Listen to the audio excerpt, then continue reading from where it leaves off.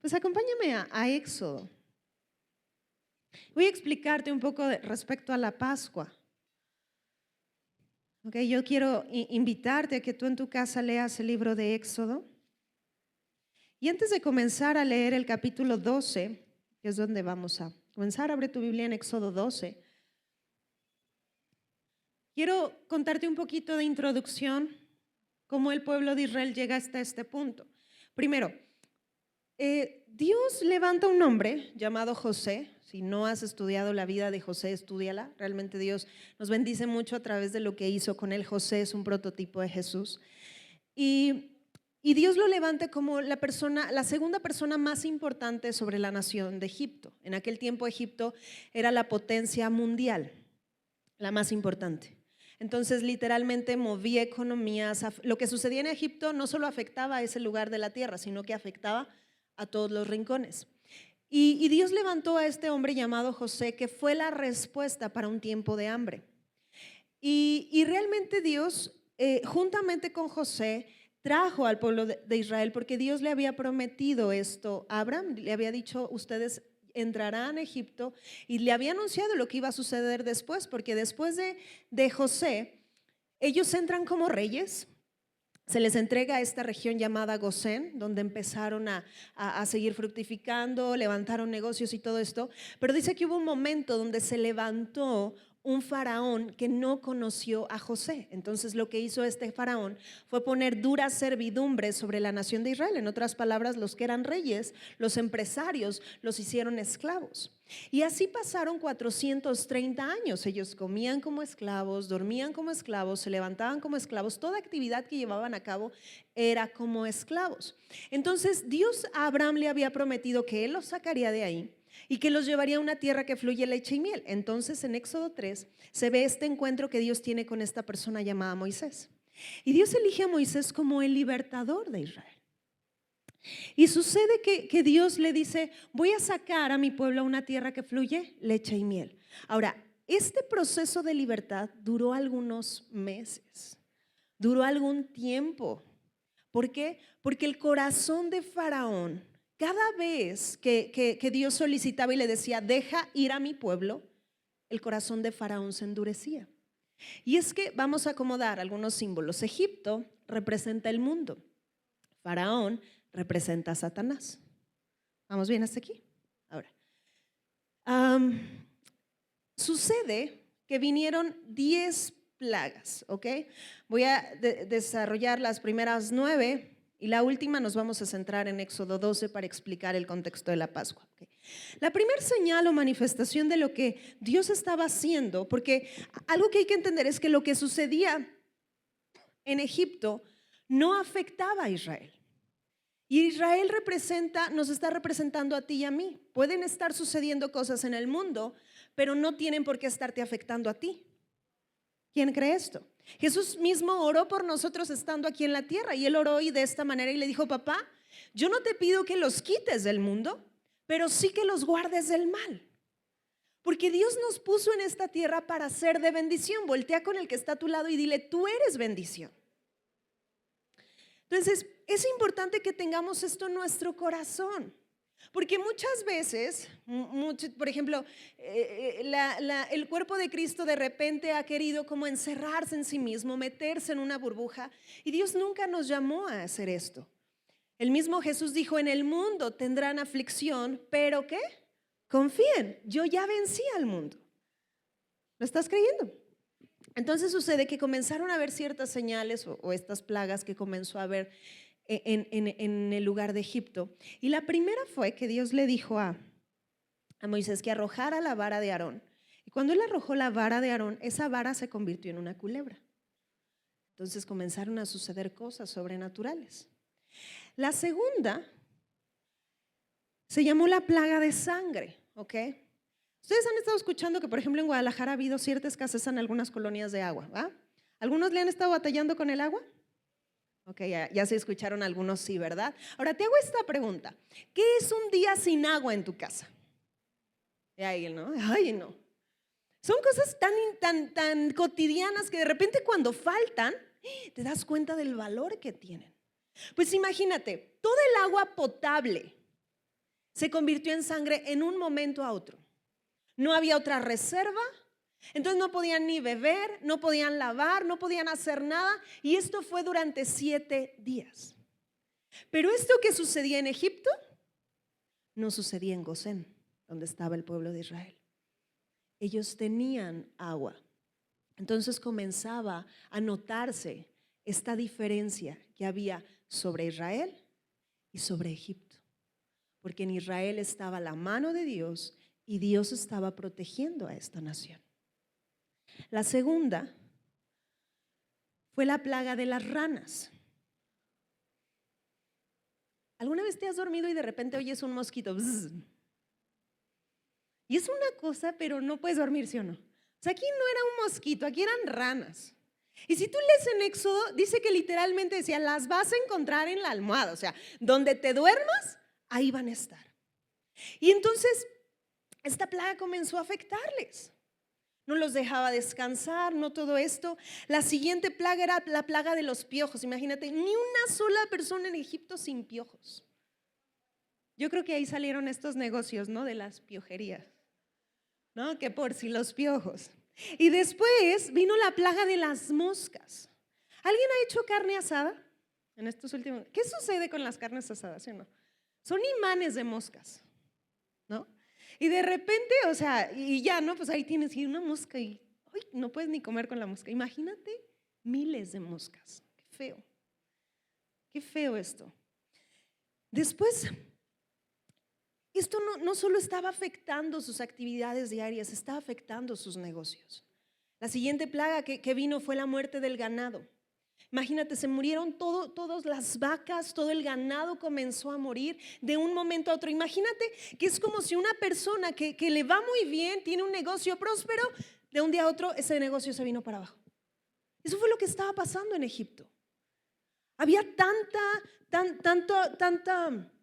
afectación de lo que estaba sucediendo, pero lo impresionante es que venía una plaga, venía la otra y el corazón de Faraón se endurecía. Dios le decía, deja ir a mi pueblo. Y Faraón decía, pues te dejo ir a los grandes, pero me quedo con los niños. Y Dios decía, no, nos vamos todos.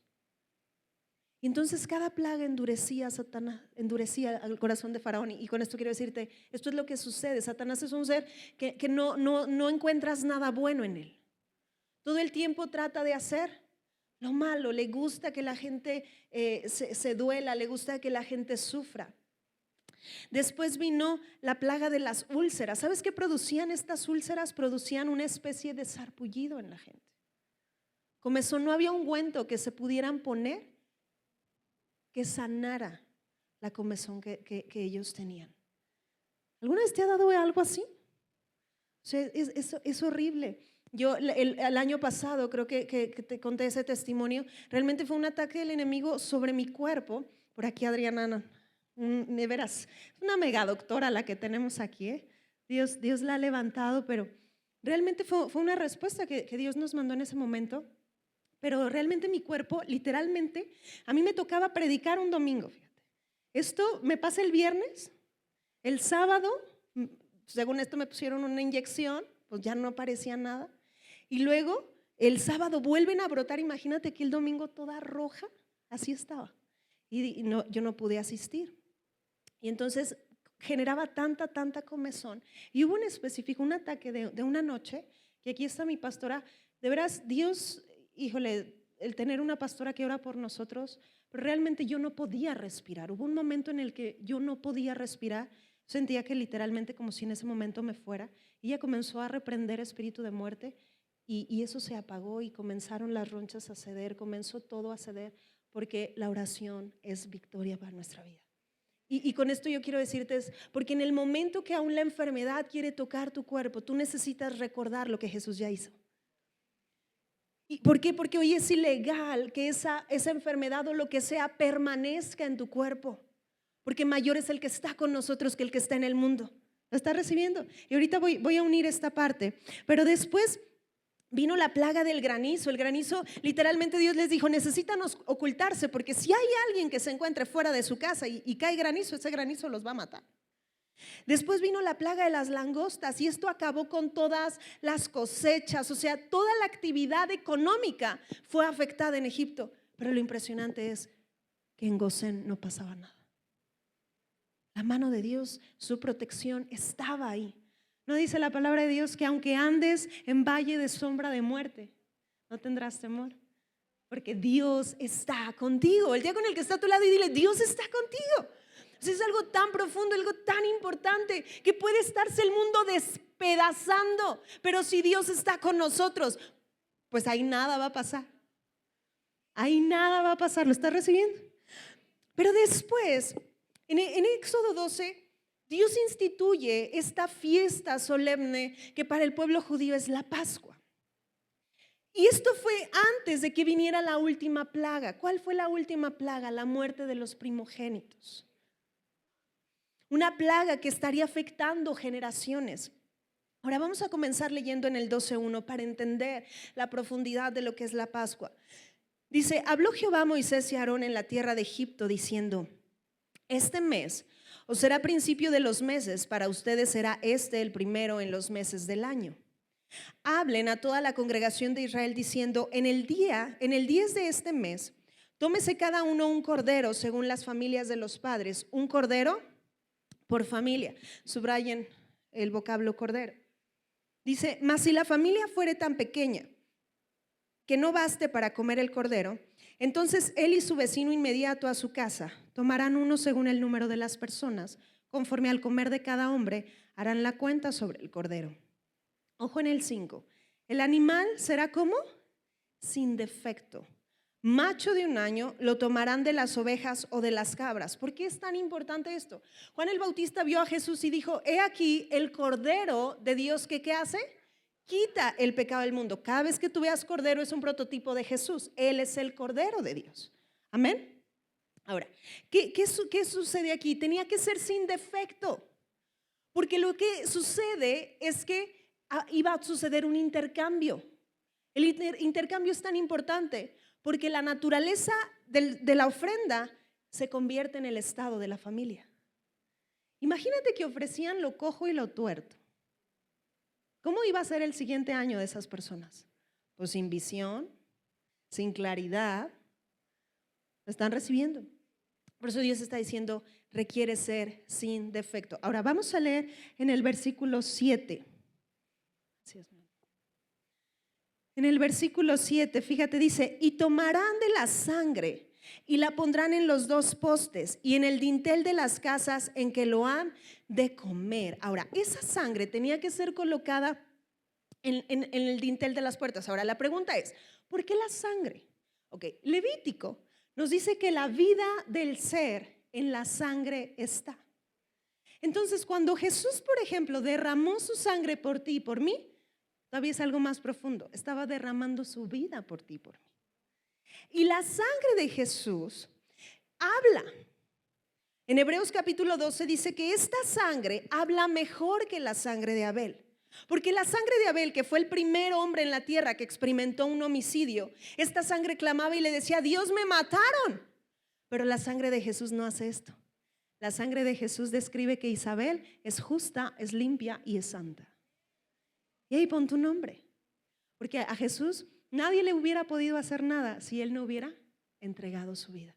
Lo están recibiendo. Entonces esta sangre habla mejor que la sangre de Abel. Entonces Dios les dijo, van a poner esta sangre en los dinteles. Esto es otro prototipo. Hablaba del prototipo de que Jesús moriría en la cruz. Pero fíjate lo que sigue diciendo. Vamos a leer en el versículo 11. Y lo comerán así, ceñidos vuestros lomos y vuestro calzado en vuestros pies y vuestro bordón en vuestra mano, y lo comerán, ¿cómo? Apresuradamente. Es la Pascua de Jehová. Subraya el vocablo Pascua. ¿Ok? Pascua, Pasha, significa pasar de un lugar a otro. Ellos estaban en esclavitud, pero ¿qué iba a suceder? Iban a pasar a libertad. Ahora, vete a 1 Corintios, capítulo 5.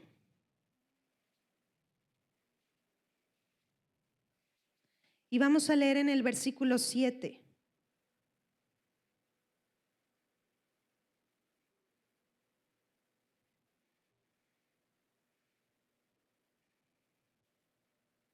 Fíjate, dice, porque nuestra Pascua, ¿qué es quién?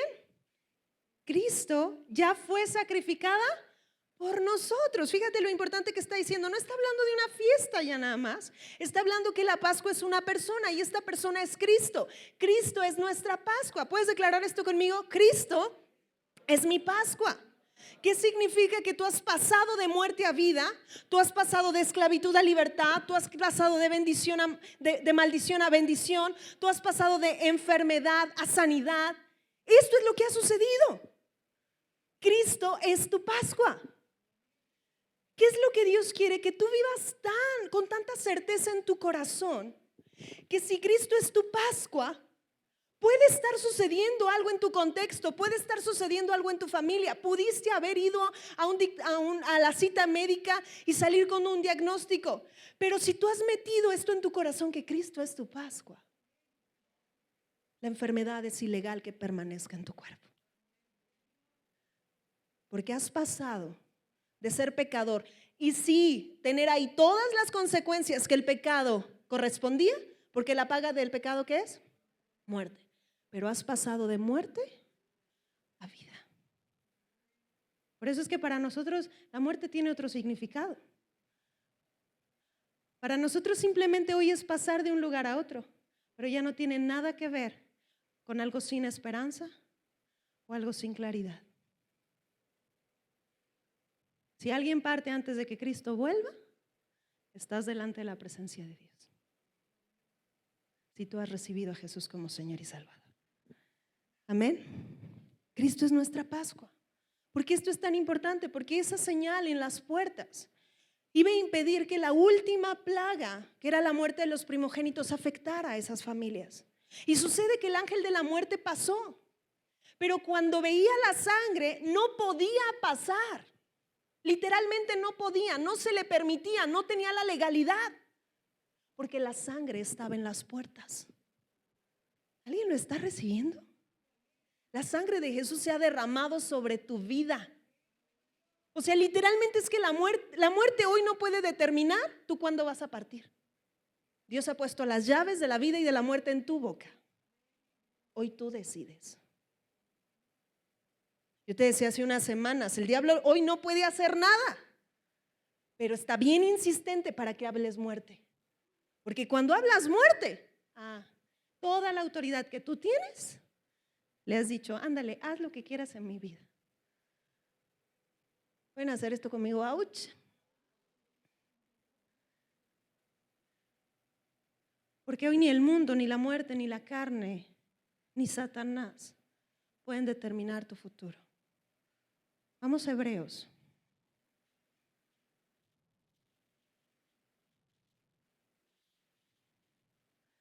Voy a leer en el capítulo 1.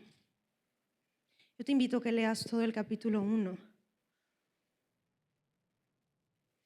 Y voy a leer en el verso 4, hecho tanto superior a los ángeles cuanto heredó más excelente nombre que ellos.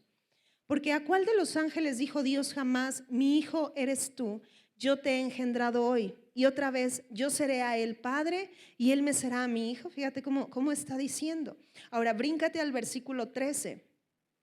Pues ¿a cuál de los ángeles dijo Dios jamás, siéntate a mi diestra hasta que ponga a tus enemigos por estrado de qué? De tus pies. Tú estás sentado en el mismo lugar que Jesús. Fíjate lo que dice Colosenses. Y quiero reforzar esto. Colosenses capítulo 3, versículo 1 dice, si pues has resucitado con Cristo, ¿cuántos han resucitado con Cristo? Busca las cosas de arriba donde está Cristo sentado a la diestra de Dios. Vete a Efesios capítulo 2, versículo 5. Dice, aun estando nosotros muertos en pecados, nos dio vida juntamente con Cristo. Y entre paréntesis te dice, por gracia eres salvo. Y juntamente con Él, ¿quién ha resucitado otra vez? ¿Quién resucitó con Cristo? Dice, juntamente con Él nos resucitó y asimismo nos hizo sentar en los lugares celestiales. ¿Con quién? Con Cristo Jesús. Entonces tú y yo estamos sentados hasta poner a todos nuestros enemigos por estrado de nuestros pies. Cuando viene un ataque de enfermedad, cuando viene un dictamen contrario, cuando vienen palabras en contra, recuerda que tú estás sentado y al nombre de Jesús se dobla toda rodilla, porque Cristo es tu Pascua. Tú ya pasaste de maldición a bendición. Hoy las consecuencias de maldición no te corresponden, pero necesitas concluir quién eres. Vivir con esta certeza de que no es que Cristo vaya a hacer algo, es que Él ya lo hizo todo. Y tú y yo tenemos que vivir desde las cosas hechas, porque ya Cristo ganó. Hoy celebramos la victoria de Jesús como cada día. Tú puedes en tu casa tomar pan, tomar vino y celebrar diariamente la Santa Cena con tu familia y recordar lo que Jesús hizo, porque cada vez que haces esto se genera tanta convicción en tu corazón de que la enfermedad no puede tocarte. Por eso es que Pablo dijo, si entendieran lo que están haciendo, no habría ningún enfermo ni debilitado entre ustedes. No habría ninguno, porque Él es nuestra Pascua. Era tal la diferencia que había en Gosén y la que había en Egipto, que Egipto comenzó a voltear y dijo, ¿quién es este Dios que yo no conozco, pero que está con ellos? Hoy en este nuevo pacto hay algo que tú y yo como iglesia necesitamos hacer, y es que requiere ser iglesia. No se trata de estar viviendo y clamando y decir, o sea, sí, Cristo ven, pero mientras Él viene a hacer lo que Él me llamó a hacer, que cuando Él venga nos encuentre haciendo lo que Él nos llamó a hacer. Y esta creación y esta tierra está clamando a tal punto, porque no saben qué onda, pero aquí, y que que ya hemos corroborado quién es Cristo, y que esas personas necesitan escuchar, porque en aquel tiempo ningún egipcio salió de ahí. Pero hoy, desde que Cristo resucitó y ascendió al Padre, nuestra asignatura sigue siendo manifestar y mostrar a papá. Esto fue lo que hicieron Pedro, esto fue lo que hizo Pablo, esto fue lo que comenzaron a hacer en el tiempo de Hechos, y esos hechos se siguen generando hoy en día. Porque nuestra principal labor a través de todo lo que hacemos es mostrar quién es nuestro Dios. Eres padre de familia, edifica una casa que muestre quién es Cristo. Eres mamá, edifica una casa, bendice a tus hijos y cree, porque es una familia que inspira a las próximas generaciones. Tienes empresas, hazlo bien, hazlo correcto, Dios está contigo. Cumple tu asignación. Porque hoy lo que sucede con Israel, que somos nosotros, es que va a voltear Egipto y va a comenzar a creer en este Dios asombroso. Porque posiblemente en el mundo los negocios estén cayendo, las inversiones no se estén dando, pero Dios está levantando unos cuantos que se pongan a invertir recursos del cielo aquí y comiencen a erradicar un poco de la pobreza que hay aquí. Y entonces tal vez otros están reduciendo empleos, pero tú comienzas a dar empleos. Y eres esta luz en medio de una generación que no entiende hacia dónde va, pero que comienza a hacerle alumbrado Cristo. Cristo, familia, es nuestra esperanza. Él es nuestra paz. Él es nuestro todo. Fíjate lo que dice ahí en Efesios capítulo 2, versículo 12. Dice, en aquel tiempo estaba sin Cristo, alejado de la ciudadanía de Israel y ajeno a los pactos de la promesa, sin esperanza y sin Dios en el mundo. Así estábamos. Pero agárrate en el 13. Dice, pero ahora, ¿alguien puede decir esto conmigo? Pero ahora. Oye, tal vez viene tu vecina, oye, comadre, no, la situación está cada vez más difícil, yo no sé qué voy a hacer. Pero tal vez tú te acuerdas de Efesios 13, pero ahora, mujer, estoy en Cristo y te tengo esta noticia, también está disponible para ti. ¿Alguien puede decir conmigo, pero ahora? Porque puede estarse cayendo el mundo, pero Dios está con nosotros. Y si Dios está con nosotros, entonces Cristo es la esperanza de gloria para esta generación. Ese es el Dios que tenemos. Amén. Y fíjate, voltea con tu esposa y dile, agárrate, amor, porque esto es nuestro. Fíjate, dice, pero ahora en Cristo Jesús, vosotros que en otro tiempo estábamos lejos, hemos sido hechos cercanos por la sangre de Cristo. Wow. Porque Él es nuestra paz, que de ambos pueblos hizo uno, derribando la pared intermedia de separación, aboliendo en su carne las enemistades, la ley de los mandamientos expresados en ordenanzas, para crear en sí mismo de los dos un solo y nuevo hombre, haciendo la paz, y mediante la cruz reconciliar con Dios a ambos en un solo cuerpo, matando en ella las enemistades. Y ojo lo que dice en el verso 19: así que ya no eres extranjero ni advenedizo, sino conciudadano de los santos y miembro ¿de qué? De la familia de Dios. Esto es lo que somos. Entonces, cada vez que venga una mala noticia, recuerda, pero ahora, hoy soy ciudadano del cielo, hoy soy miembro de la familia de Dios. Puede el mundo estarse cayendo a pedazos, pero Dios es mi papá. Y si Dios está conmigo, todo se va a arreglar, todo va a tener solución, todo. Este es el Dios que está con nosotros. La victoria que tenemos, familia, ha sido obtenida por las cosas hechas. Estamos hablando de lo que ya fue ganado, estamos hablando de los logros que ya se conquistaron. Jesús lo ha hecho todo. En Juan, si vas allá, Juan capítulo 19, versículo 30, dice: cuando Jesús hubo tomado el vinagre, dijo: consumado es. Ya lo hizo todo. Pelea con el que está a tu lado y dile: ya es completo. Entonces, si tú vives desde este punto, las cosas hechas, todo cambia. Vete por favor a Isaías 53.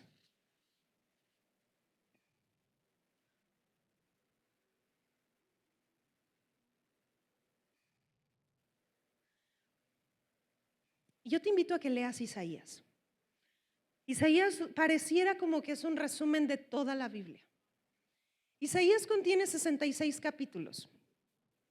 Los primeros 39 de ellos contienen juicio. Y los siguientes 27 hablan de victoria, o la victoria de Jesús. Y es lo que sucede. En el Antiguo Testamento Jesús estaba encubierto, Cristo estaba encubierto, pero es revelado en el Nuevo Pacto.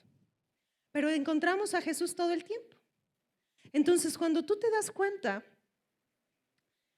que siempre Jesús fue el plan A de Dios y que victoria siempre era su plan, porque Dios nunca planeó perder. Él siempre ha ganado.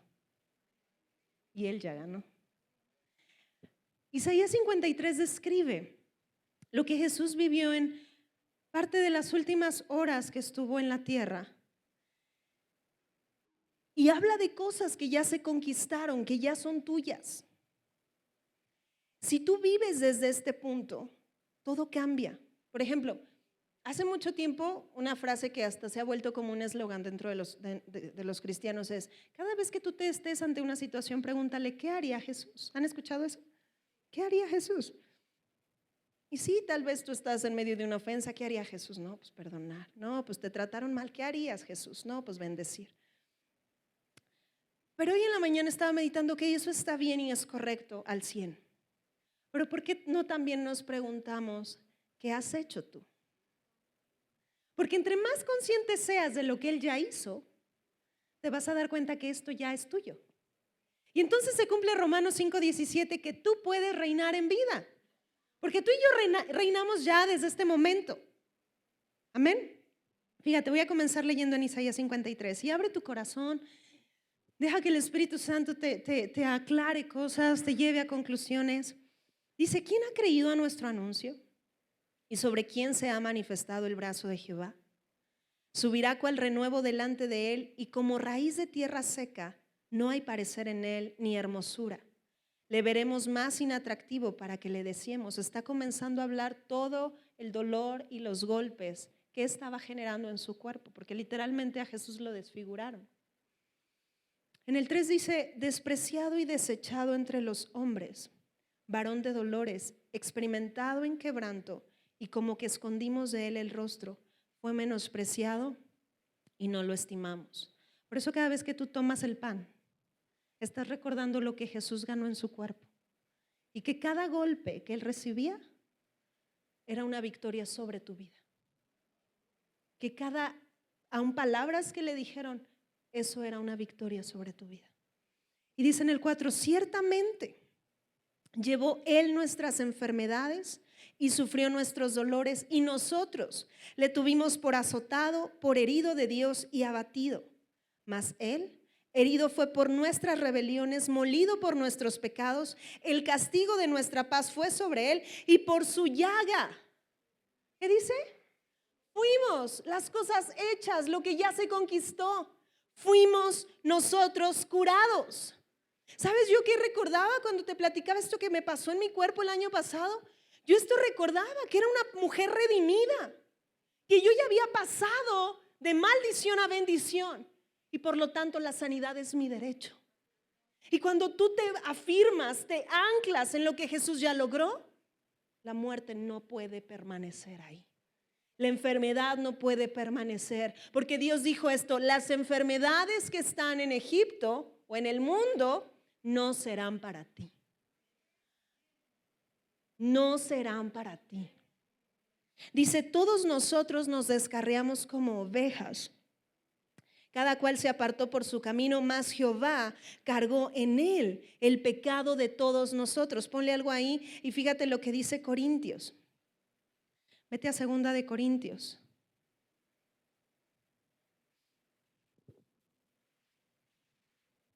Capítulo 5, versículo 21. Dice, al que no conoció pecado, por nosotros lo hizo pecado, para que nosotros fuésemos hechos justicia de Dios. ¿En quién? En Él. Entonces, hoy tú no eres un pecador. Si tú has recibido a Jesús, ¿quién eres? Eres justo. Toda su justicia se ha transferido a tu persona. Ojo lo que dice en Isaías 53:7, sigo leyendo. Angustiado él y afligido, no abrió su boca. Como cordero fue llevado al matadero, y como oveja delante de sus trasquiladores enmudeció y no abrió su boca. Fuerte. Cuánto amor por ti. Por cárcel y por juicio fue quitado, y su generación, ¿quién la contará? Porque fue cortado de la tierra de los vivientes, y por la rebelión de mi pueblo fue herido. Y se dispuso con los impíos su sepultura, mas con los ricos fue en su muerte, aunque nunca hizo maldad ni hubo engaño en su boca. Ojo lo que dice en el 10. Con todo eso, Jehová quiso quebrantarlo, sujetándole a padecimiento. Cuando haya puesto su vida en expiación por el pecado, ¿verá qué? Linaje. Subraya esa parte, porque te está describiendo a ti.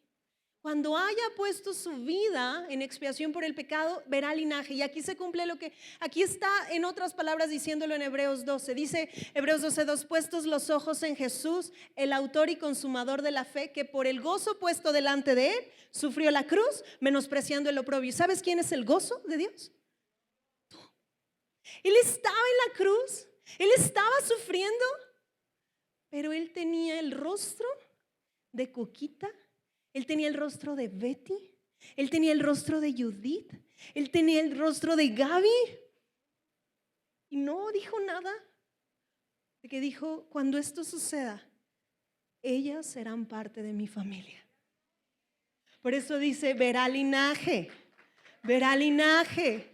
Wow. Si le vas a dar un aplauso, dáselo a él en gratitud.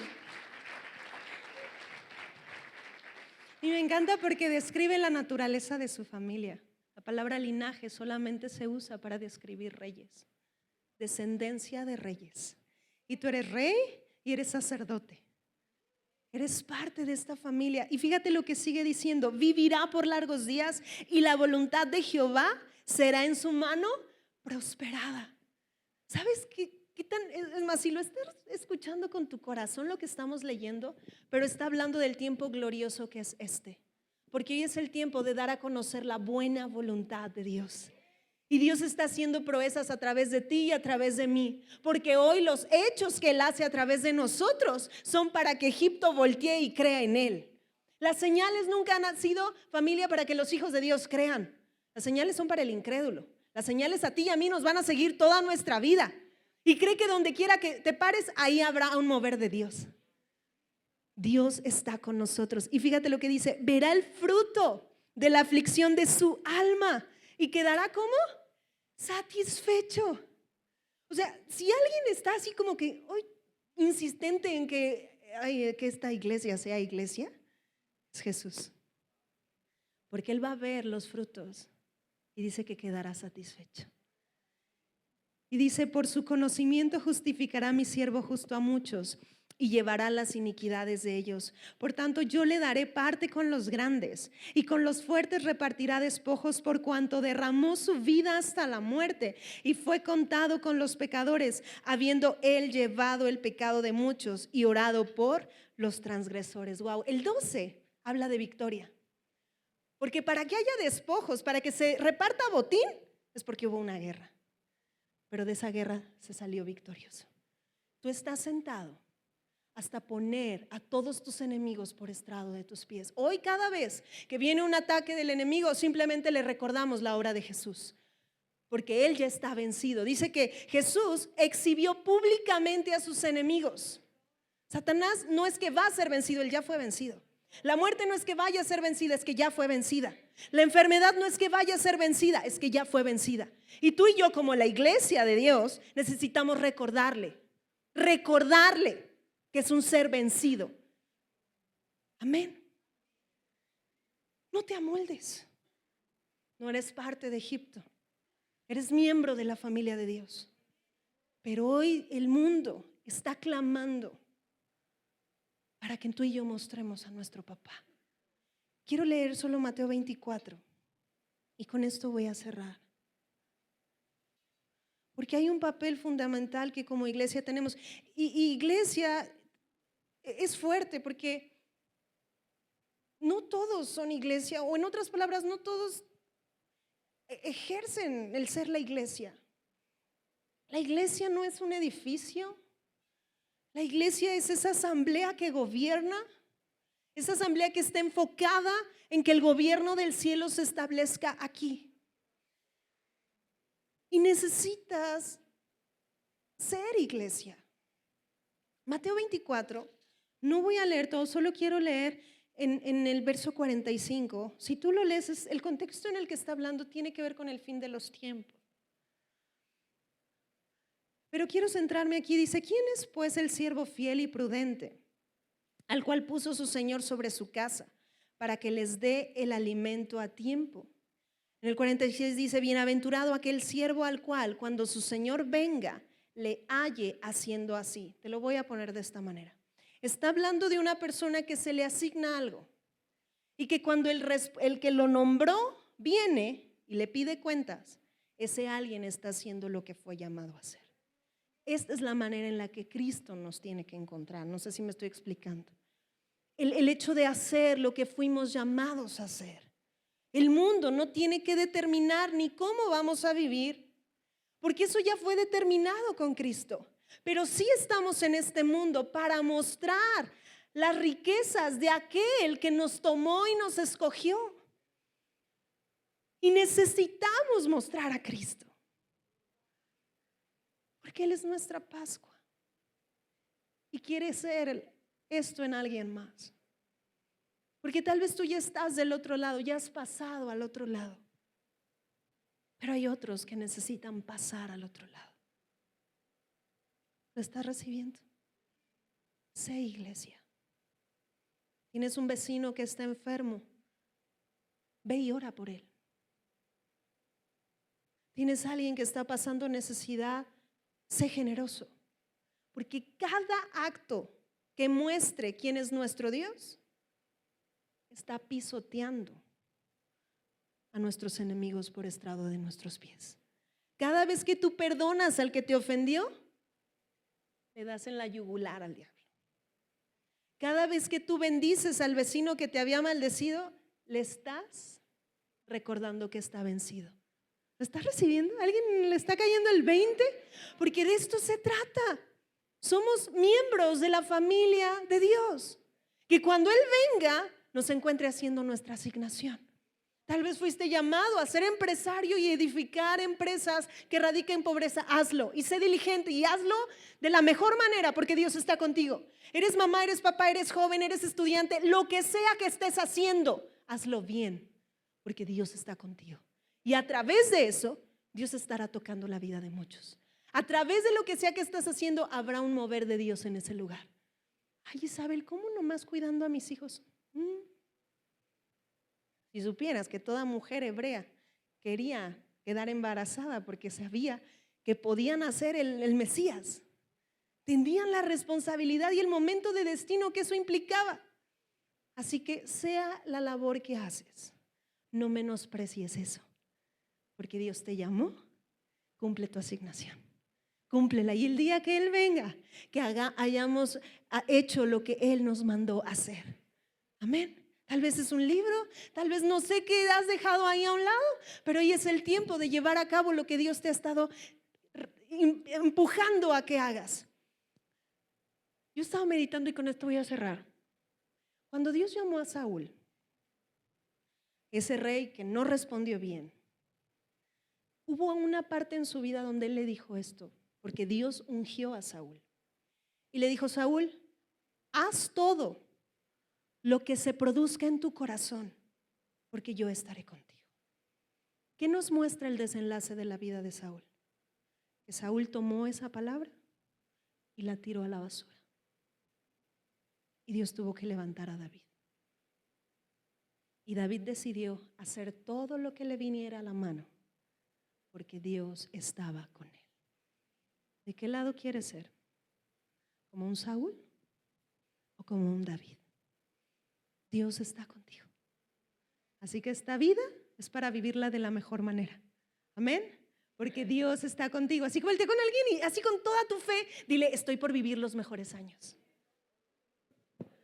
Los mejores años. Porque Dios está con nosotros. Amén. Cristo es nuestra Pascua. Cristo es nuestra Pascua.